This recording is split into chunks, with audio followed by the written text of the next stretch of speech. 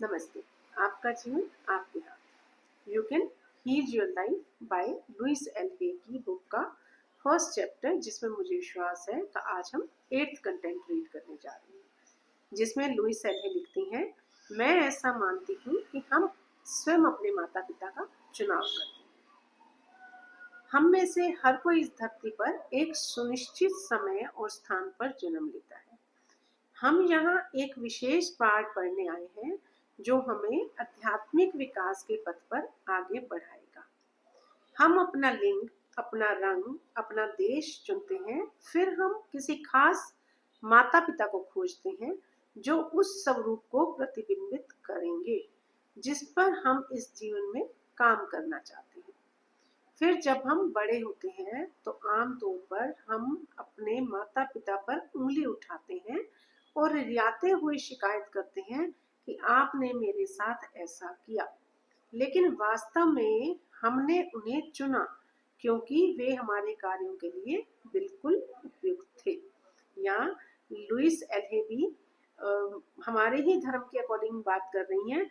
जैसे हमें कहा जाता है ना कि ये तो सब पहले से ही डिसाइड था, और जब हम सूक्ष्म शरीर में होते हैं, एनर्जी होते हैं, तब हम खुद ही अपने लिए सब डिसाइड करते हैं। मुझे मेल बनना है या फीमेल, मेरा रंग कैसा हो, मेरा देश कैसा हो, मुझे क्या बनना है। और फिर हम उस माता पिता की खोज करते हैं जिनके सर्कमस्टांसेस ऐसे हों कि जो हम बनना चाहते हैं, जो हम बन के आगे बढ़ना चाहते हैं, जो हमें वैसा एनवायरनमेंट देके प्रतिबिंबित कर सके। तो इनके कहने का मतलब है कि पेरेंट्स को तो ब्लेम करना बंद कर दो। आपने खुद ही ये सब कुछ चुना जो आपने बनना था, लेकिन अगर आप वो भूल गए और वो नहीं बन पाए या आपने उस दिशा में काम नहीं किया, तो इसके लिए पेरेंट्स को ब्लेम नहीं करना है। आगे वो लिखती हैं, हमारे बचपन में ही हमारी आस्थाएं स्थापित होती हैं और फिर उन्हीं आस्थाओं का अनुभव करते हुए जीवन में आगे बढ़ते हैं। अपने जीवन में पीछे की ओर देखिए और ध्यान दीजिए कि आप उसी अनुभव से गुजरे हैं। मेरा मानना है कि आपने उन अनुभवों को एक के बाद एक स्वयं बनाया, क्योंकि वे आपके अपने विश्वास को प्रतिबिंबित कर रहे थे।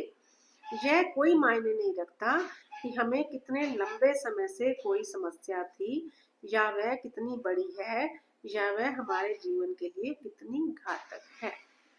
तो इसमें उन्होंने बताया कि हम जो कुछ भी हैं, जो कुछ हमारी लाइफ में प्रतिबिंबित हो रहा है, जो कुछ चल रहा है, वो हमारी ही आस्था की वजह से है।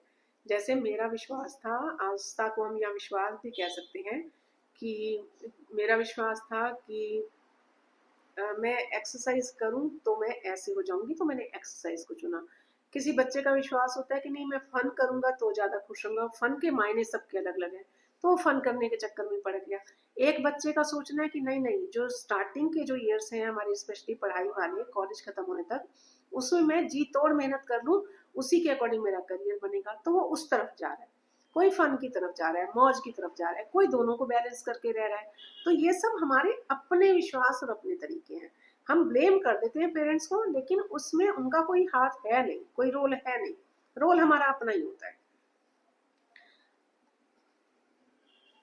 और ये मायने ही नहीं रखता कि हमारे पास कोई समस्या कितने लंबे समय से है, उसका कारण हम खुद ही है ना।